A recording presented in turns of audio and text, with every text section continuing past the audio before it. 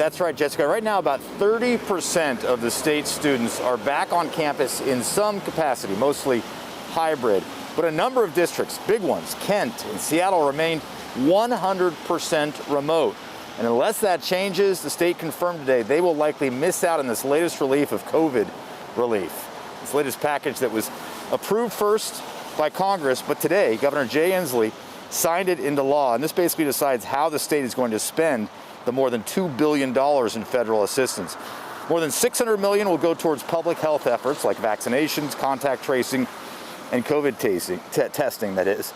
Landlords and renters will get help, as will small business owners, but the biggest chunk, more than $700 million, will go towards schools, but only those that bring students back, at the very least, in a hybrid model. That's what Governor Jay Inslee saw in action yesterday at Puyallup Fir Grove Elementary. He says in-person can be done safely, and the state superintendent, who decides who gets all this new funding, agrees.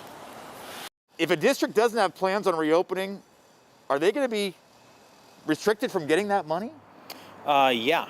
So they need to have a reopening plan that is robust for this year. It doesn't mean every kid has to be back because we have the 6-foot physical distancing rules. There's reasons why they can't accommodate that. And maybe they can't get to high school because they don't feel they've got adequate testing or space or air. They got to have a plan.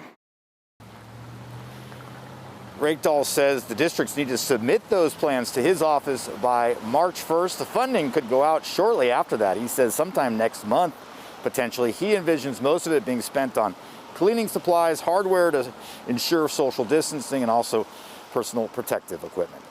Live in Olympia, Drew Mickelson, King 5 News.